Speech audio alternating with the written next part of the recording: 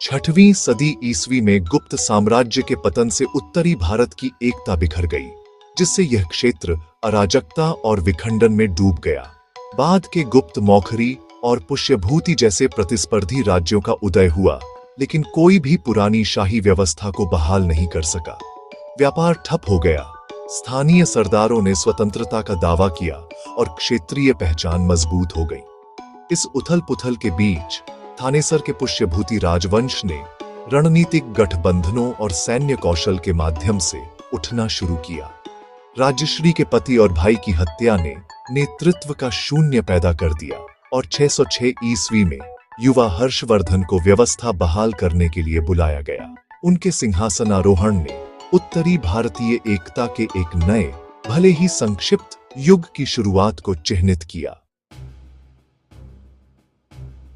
पारिवारिक त्रासदी के बाद जब हर्षवर्धन मात्र 16 वर्ष के थे, उन्हें एक खंडित और संकटग्रस्त साम्राज्य की बागडोर संभालनी पड़ी। इतनी कम उम्र में उन पर न केवल शासन की जिम्मेदारी थी, बल्कि अपने परिवार की रक्षा का भी भार था। उन्हें अपनी बहन राज्यश्री को बचाने का कठिन और भावनात्मक मिशन विरासत में मिला, जो उनके लिए व्यक्तिगत और राजनीतिक दोनों स्तरों पर बेहद महत्वपूर्ण था। हर्ष के पहले कार्य त्वरित और निर्णायक थे।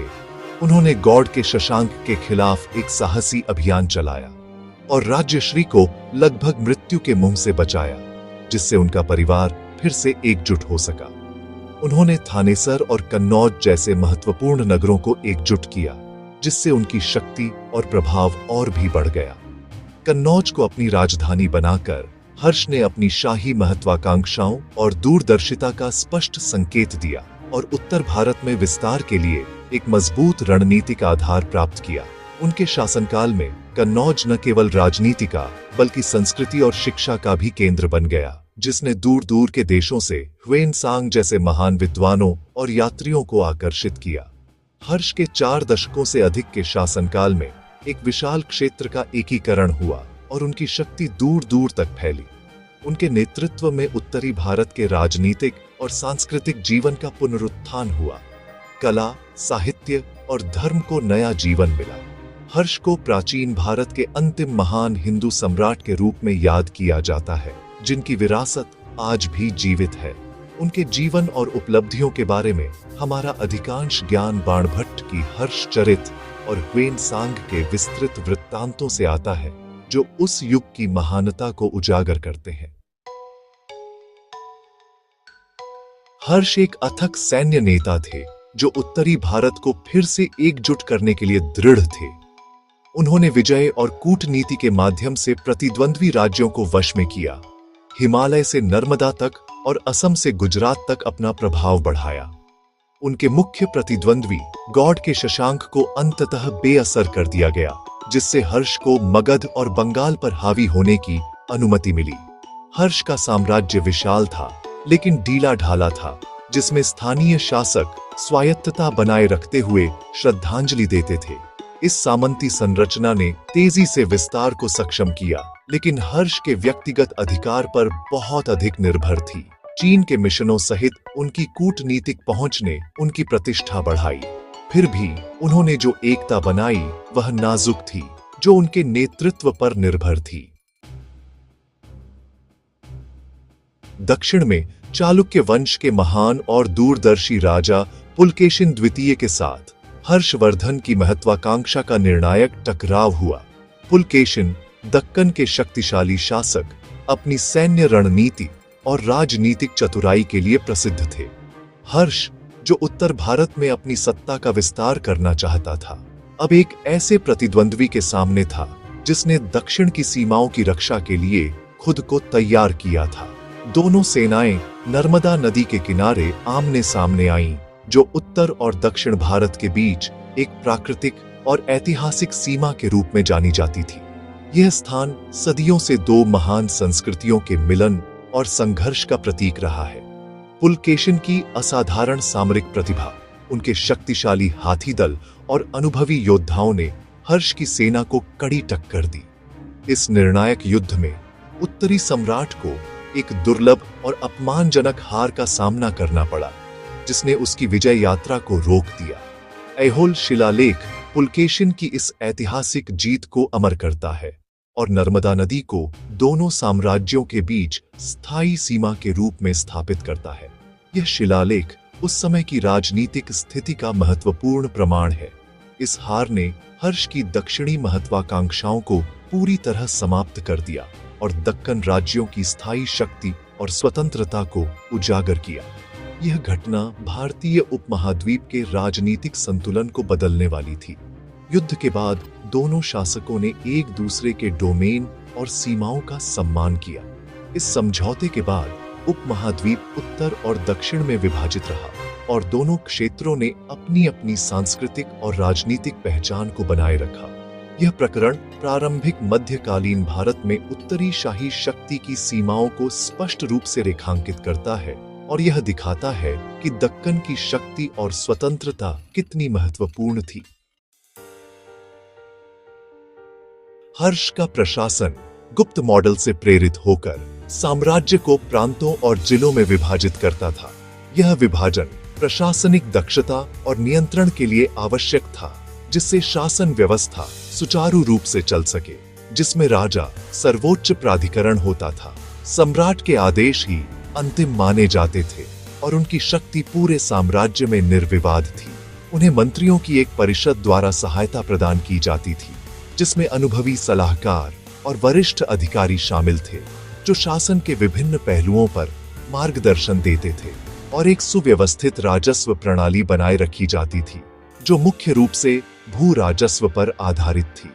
कर संग्रह के लिए प्रशिक्षित अधिकारी नियुक्त किए जाते थे। अधिकारियों को भूमि अनुदान, एक बढ़ती हुई सामंती प्रथा ने वफादारी सुनिश्चित की। इन अनुदानों के बदले में सामंत राजा के प्रति निष्ठावान रहते थे, लेकिन समय के साथ केंद्रीय नियंत्रण को कमजोर कर दिया। इससे स्थानीय शक्तियों का प्रभाव बढ़ने लगा। हर्ष की सरकार ने राज्य की जरूरतों को सार्वजनिक कल्याण के साथ संतुलित किया, जैसे सड़कों, कुओं और धर्मशालाओं का निर्माण। अधिकारियों, विद्वानों और धार्मिक संस्थानों का समर्थन किया। शिक्षा और संस्कृति को बढ़ावा देने के लिए दान दिए जाते थे।